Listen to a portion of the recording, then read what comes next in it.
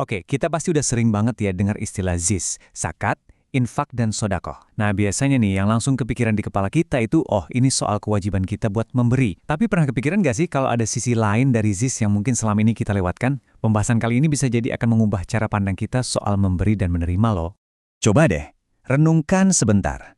Gimana kalau saya bilang, ZIS itu bukan cuma tentang ngeluarin harta, tapi juga tentang hak kita buat menerima. Beneran? Bukan salah dengar kok. Bisa jadi, ada hak kita di dalam ZIS yang selama ini tanpa sadar kita abaikan. Dan disinilah poin utamanya, kita perlu banget mengubah mindset kita. Menerima bantuan itu bukanlah sesuatu yang memalukan. Ini bukan tentang lemah atau nggak mampu, tapi ini tentang sebuah hak yang memang sudah ditetapkan. Seperti kata Ustadz Adi Hidayat, menerima itu bukan aib. Penting buat kita ingat, nggak semua orang yang menerima zakat atau infak itu artinya mereka fakir miskin selamanya. Justru, ini adalah sebuah sistem pendukung yang dirancang untuk memberdayakan, bukan buat merendahkan. Terus, siapa aja sih yang berhak menerima? Wah, ternyata Al-Quran ngasih jawaban yang spesifik dan detail banget. Yuk, kita lihat sama-sama siapa aja 8 golongan yang punya hak atas dana zakat ini. Betul, ada 8. Jelas banget disebutin dalam surat At-Taubah ayat 60. Di sana Allah merinci dengan pasti 8 kelompok masyarakat yang jadi tujuan utama distribusi zakat.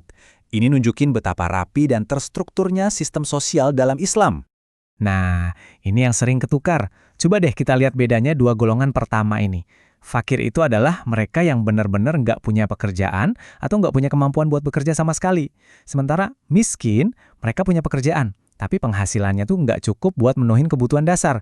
Jadi keduanya sama-sama butuh bantuan, tapi situasinya beda. Tentu aja, bukan cuma fakir dan miskin. Masih ada 6 lagi. Ada amil atau pengurus zakat, mu'alaf, hamba sahaya, orang yang terlilit utang atau gorimin, mereka yang berjuang di jalan Allah atau fisabilillah, dan musafir atau ibnu sabil. Nah, dari semua ini, ada satu kategori yang definisinya di zaman kita sekarang jadi luas dan menarik banget, yaitu fisabilillah. Sebelum kita gali lebih dalam soal siapa itu fisabilillah, kita perlu paham satu konsep lagi, yaitu infak. Kenapa? Soalnya kategori fisabilillah ini muncul lagi di sini. Kalau zakat kan penerimanya spesifik tuh, 8 golongan tadi. Nah, infak ini lebih fleksibel dan mulainya justru dari orang-orang terdekat kita. Infak itu ada 3 prioritas utama. Nomor 1, buat keluarga inti, istri dan anak-anak. Yang kedua, buat kerabat dekat kita, misalnya orang tua. Baru deh yang ketiga, untuk kepentingan umum, yang lagi-lagi di dalamnya ada kategori fisabilillah. Dan ini dia nih, contoh yang bikin kita langsung, oh gitu. Kata nafkah yang kita dengar sehari-hari, yang suami kasih ke istri, itu ternyata akarnya dari kata infak loh. Ini adalah bentuk infak yang paling dasar dan hukumnya wajib. Jadi konsep ini sebetulnya dekat banget sama kehidupan kita sehari-hari kan? Oke, sekarang kita sampai di bagian yang paling membuka wawasan nih. Siapa sih sebenarnya yang dimaksud dengan pejuang di jalan Allah atau fisabilillah di zaman modern ini? Definisinya ternyata jauh lebih luas dari sekedar orang yang berperang di medan tempur. Siapakah mereka di era kita sekarang? Jawabannya mungkin bakal bikin kamu kaget. Yuk kita lihat 3 golongan utamanya. Golongan pertama adalah para ulama. Siapa mereka? Guru, dosen, ustadz, pokoknya semua yang mendedikasikan hidupnya buat ngajar dan menyebarkan ilmu dengan niat tulus karena Allah. Perjuangan mereka adalah mencerdaskan umat. Luar biasa. Yang kedua, para pencari ilmu. Betul, para pelajar dan mahasiswa. Ketika niat kita belajar itu untuk ibadah, supaya ilmunya nanti bisa bermanfaat buat masyarakat, maka setiap tetes keringat kita itu tercatat sebagai perjuangan fisabilillah.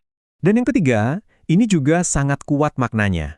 Mereka yang memakai seragam untuk menjaga keamanan dan kedaulatan negara kita, TNI, Polri, dan aparat keamanan lainnya. Mereka adalah para pejuang yang memastikan kita semua bisa hidup dengan aman dan tentram. Ada pesan yang dalam banget nih untuk para penjaga negara. Seragam itu bukan cuma simbol kebanggaan di dunia, tapi kelak akan jadi saksi perjuangan di hadapan Allah. Itu adalah pakaian perjuangan yang nilai spiritualnya tinggi sekali. Jadi, apa sih benang merahnya? Apa yang menghubungkan seorang guru, seorang pelajar, dan seorang tentara dalam satu kategori yang begitu mulia? Jawabannya ada pada satu hal yang nggak kelihatan, tapi kekuatannya luar biasa. Kuncinya adalah niat. Niat yang tulus karena Allah, itulah yang bisa mengubah sebuah profesi, apapun itu, menjadi sebuah ibadah dan perjuangan suci. Mengajar jadi jihad, belajar jadi jihad, menjaga negara pun jadi jihad. Semuanya kembali ke niat. Jadi setelah menyimak semua ini, pertanyaan terakhir bukan buat saya, tapi buat Anda. Apapun profesi kita sekarang, gimana caranya kita bisa meluruskan niat supaya setiap lelah dan usaha kita itu bernilai sebagai sebuah perjuangan di jalannya? Coba kita renungkan sama-sama.